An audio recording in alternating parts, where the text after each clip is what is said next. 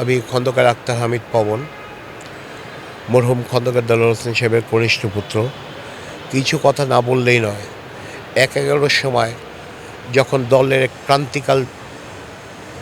ক্রান্তিকালের সময় বেগম জিয়া, দেশনেত্রী বেগম খালেদা জিয়া, যিনি বর্তমানে অসুস্থ, তার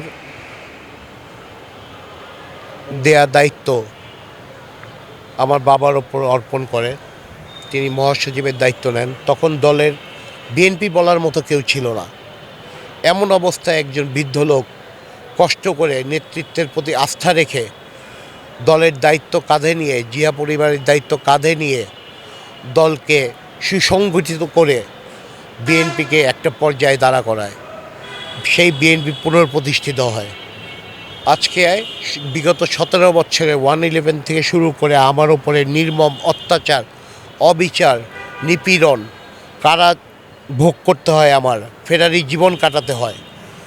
সে অবস্থায়, ফেরারি জীবন কাটানো অবস্থায় আমার স্ত্রীর একটি সন্তান মিসক্যারেজ হয়ে যায়।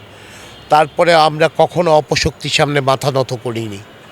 তো আজ আমার প্রশ্ন, কেন খন্দকার দেলোয়ার হোসেন সাহেবের পরিবারকে বঞ্চিত করা হবে? যে আমরা আমার বাবার অনুপ্রেরণা ছিলাম। আমার বাবা যখন দায়িত্ব নিয়েছিলেন, আমার মা তার সহধর্মিণী তাকে সব সময় সমর্থন করে গেছেন। তুমি চিন্তা করো না, কোনো অপশক্তি তোমাকে হিলাতে পারবে না, আল্লাহ আছেন আমাদের সাথে।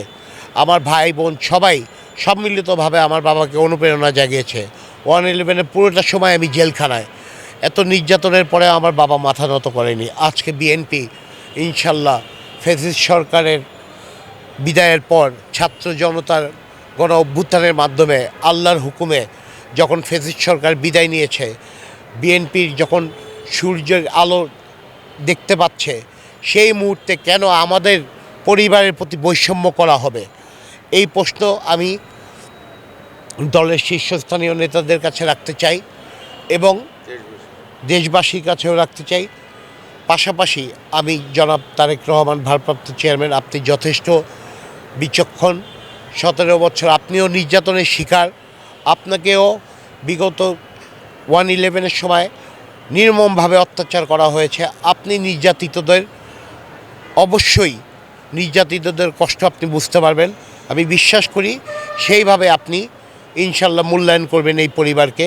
এবং ধানের শীষের মানিকগঞ্জ 1 আসনে আমার ভাই ডক্টর খন্দকার আকবর হোসেনের হাতে মনোনয়ন দিয়ে ইনশাল্লাহ আমার বাবার প্রতি শ্রদ্ধা জ্ঞাপন করবেন।